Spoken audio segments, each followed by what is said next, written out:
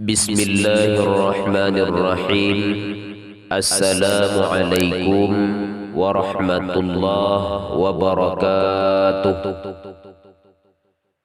Innal hamdalillah, salatu wa salaman ala rasulillah wa ala alihi wa sahbihi wa man tabi'ah.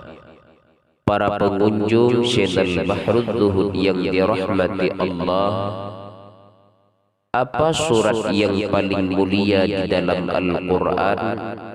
Jawabannya surah Al-Fatihah.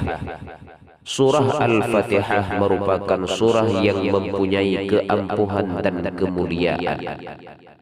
Abu Sa'id Rafi' bin Al-Mu'alla radhiyallahu an berkata, Rasulullah sallallahu alaihi wasallam bersabda kepadaku, Ala u'allimuka a'zama suratin fil Qur'an qabla an takhruja minal masjid. Fa akhadha biyadi. Falamma aradna an nakhruja qultu ya Rasulullah innaka qulta u'allimannaka a'zama suratin minal Qur'an.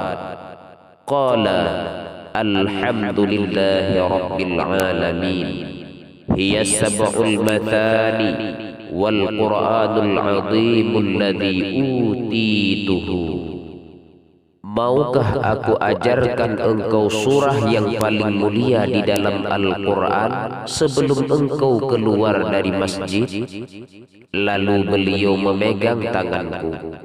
Maka ketika kami hendak keluar, aku berkata, wahai Rasulullah, sesungguhnya engkau mengatakan, aku akan mengajarkanmu surat yang paling mulia, yang paling agung di dalam Al-Quran.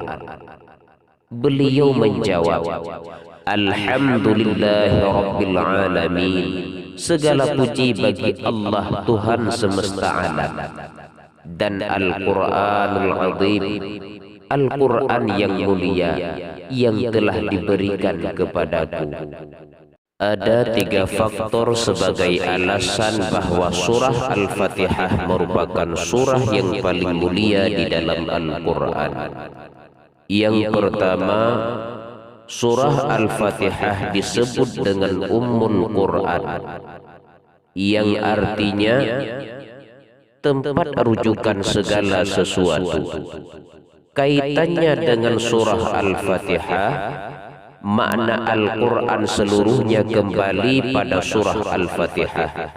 Oleh karenanya, itulah sebagai alasan surah Al-Fatihah wajib dibaca pada setiap rakaat dalam salat.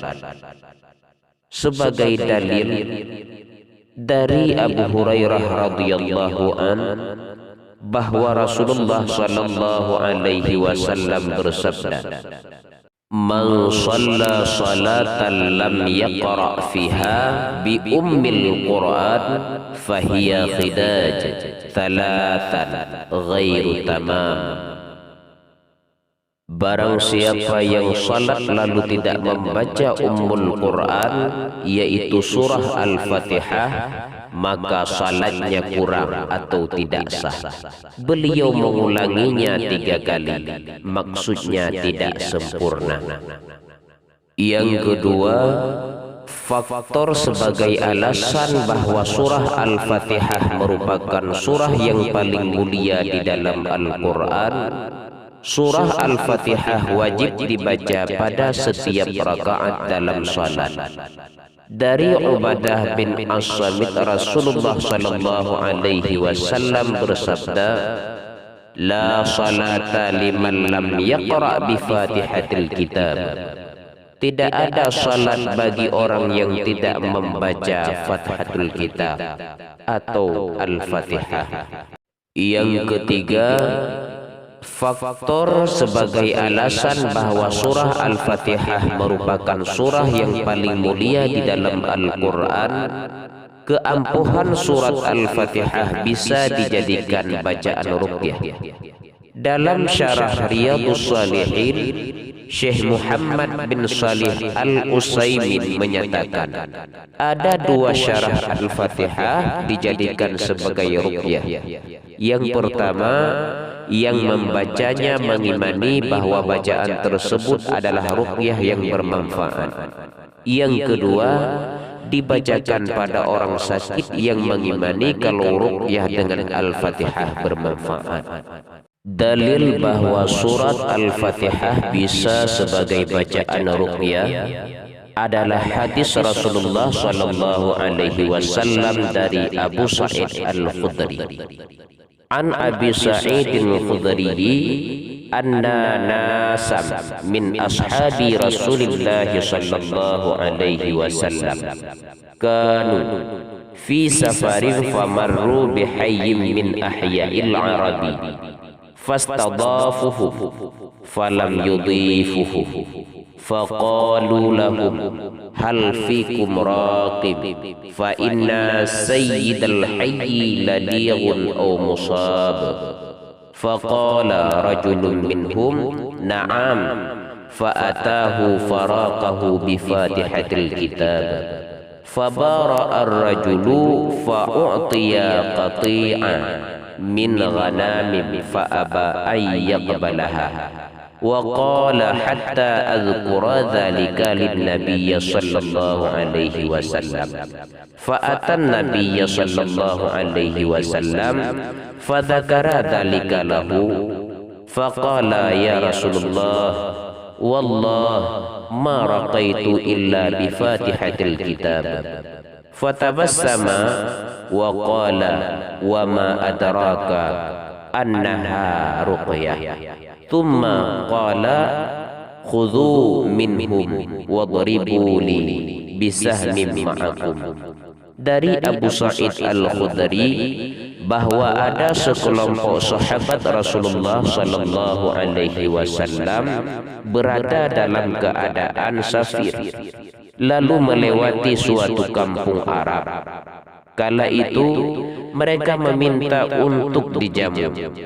Namun penduduk kampung tersebut enggan untuk menjamu.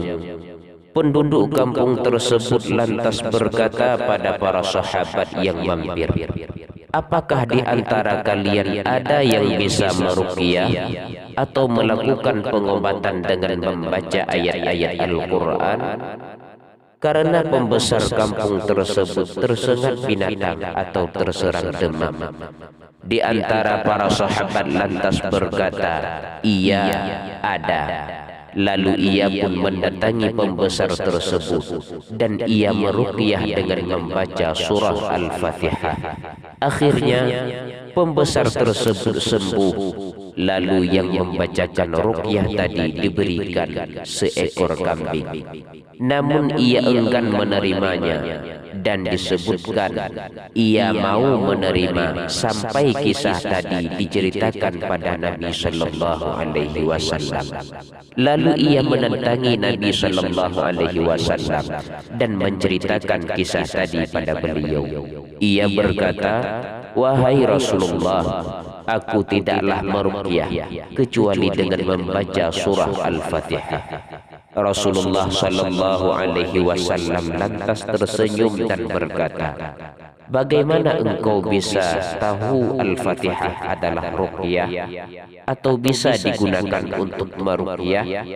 Beliau pun bersabda, ambillah kambing tersebut dari mereka dan potongkan untukku sebagiannya bersama kalian.